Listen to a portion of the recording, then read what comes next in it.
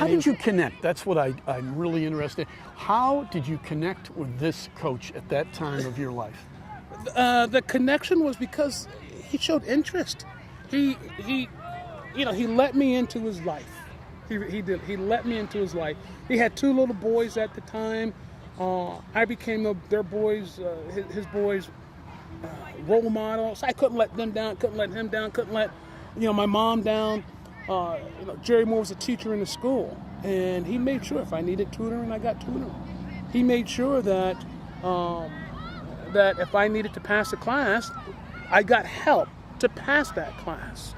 I thought one time I would go to and not go to class, a test, and I thought the teacher would give me a passing grade, and she flunked me.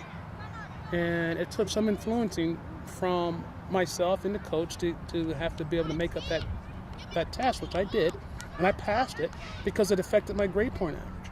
Now I sort of weigh things now on hands like this. I go full scholarship to a college on the streets.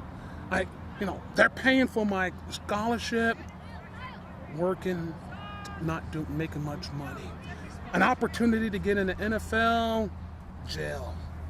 I weigh those options all the time when I think of things. I teach my kids that now, to weigh those options. This team sports environment and the fact that values can be conveyed, it's really what Evenfield is all about. I'm interested in, from your perspective, having gone through it, the values you've taken away from playing team sports. The values that I take away is that I have a role on that team, and my role matters.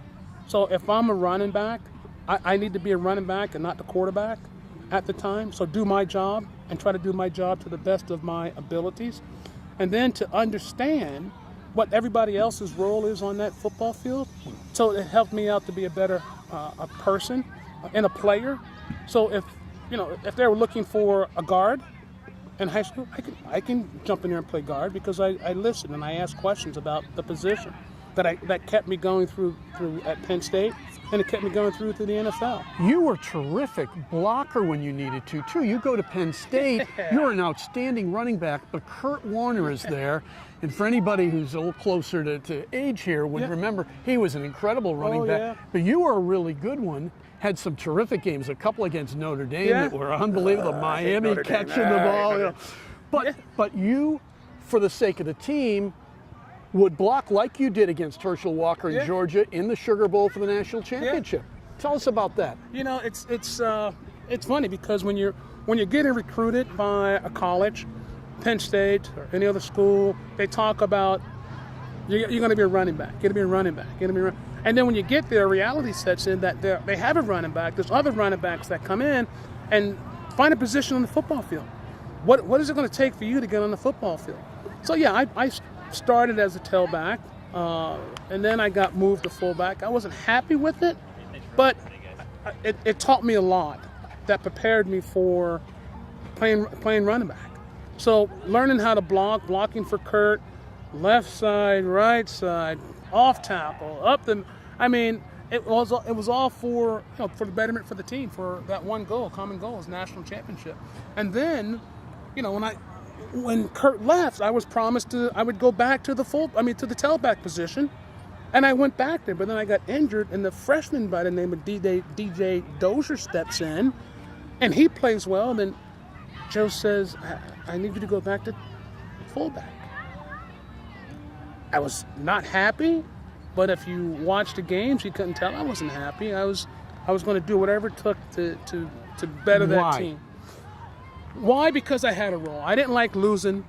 The team needed me, and if I wasn't going to be the best fullback that I could be, then what was the values that I learned from my mother working hard? My mother doing what it took so that she can feed her family, doing what it took so that the bills can be paid. So you think about those things, and you're on the football field. It's like, okay, why do I complain? I'm on the football field. I'm at a school. I got a free scholarship. Let me get my role on the football field and go do it. Stop complaining. You work your tail off. You get through Penn State with a national championship. Yep. Now you go to the National Football League. Yep. You're a third-round pick for the New England Patriots. You come on board in a serious knee injury Sure. early on in your career. Take us back to Devastating. that moment. Devastating. Yeah, when you get drafted, your mindset is, I made it. I finally made it. And now I'm going to take what I learned at Penn State, learned in high school, and I'm going to carry it over to the NFL. And then you get into the NFL, and on July 3rd, 1984-85, I was on the Gillette Stadium football field doing some high knees, leg lifting, and I hyperextended my knee. Got caught up on some turf, and my foot went this way, my knee blew back that way, and there I laid on the football field screaming and yelling and screaming. And you knew it was serious. I didn't know how serious it was. It just felt like somebody shot me in the calf, or my calf exploded. And I laid on the football field on a day like today, hot and humid, yelling and screaming for somebody to help me for about 20 minutes. And then the trainer came running out to ask me what happened, and I told him. And then the next day, I think I was taken to the hospital, and that same day I had surgery. Then what happened? Major reconstructed surgery with nerve damage. So I have a drop foot. I walk with a drop foot, and so not being able to come back from that, depression sets in. You go, what happened? I was angry. You get angry at God. You get angry at the sport. You get angry at yourself. You feel you let so many people. I felt I let so many people down. Having an opportunity to make money, to take care of my mother finally. And now I'm injured. I'm 23 years old and devastated. What do you do? You're laying in the hospital thinking that, your hopes are there that you're going to come back. And then when you don't come back, that's when reality sets in. How'd you work through it? Some good friends, a great wife, spiritual, to my church. Events like that scars you. It hurts you, and you just got to take each day. I take each day at a time. I still get angry sometimes when I trip because my foot drags. And you just got to make a decision to get through it, And then you have guys that leave the game that are banged up, that you talk to, that go, oh man, I'd love to have your injury. And I'll tell you another quick story. I get injured.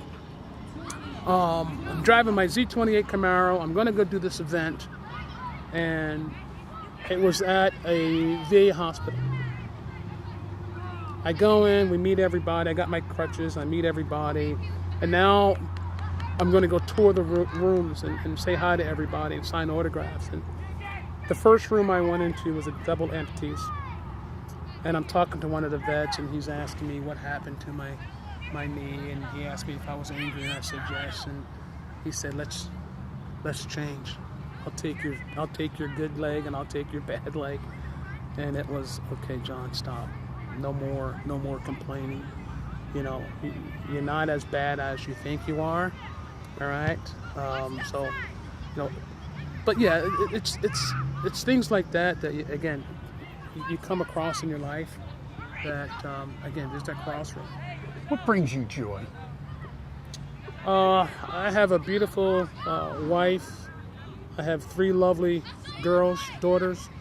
28, 21, and 15, and a 2-year-old grandson, and a granddaughter on the way, a family.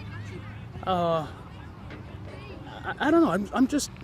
What brings me joy is that I don't want to be the person that someone opens the door and see a face that's frowning, and then starts frowning. I want to be the person that opens the door and there's a joyful face there, a sincere, joyful face, because appreciative of everything I have, right? The values that I learned growing up, and the values that I try to teach on to my kids, you know, and then to kids that are out there running around right now on the football field. I see you out there on the field. Yeah. And you are so enthusiastic with the kids. They respond so well. The joy in your face is obvious to watch. They respond so well. What's that like for you? You know, I love it. I love it. Again, because I have girls. I didn't coach. Now, I'm not saying that I couldn't coach, but when you get out on the football field and you take your knowledge,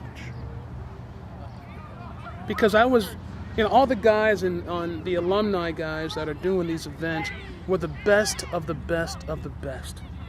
And we get out there and we take these little kids and we put them in a position where they learn from the best of the best of the best, and they get it, right? You teach a kid a new stance and he gets it, and you say, nice job. And he smiles, she smiles.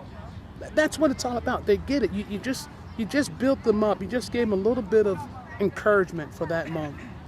All right? That's what it's all about. Thank you, John. Thank you. Appreciate it.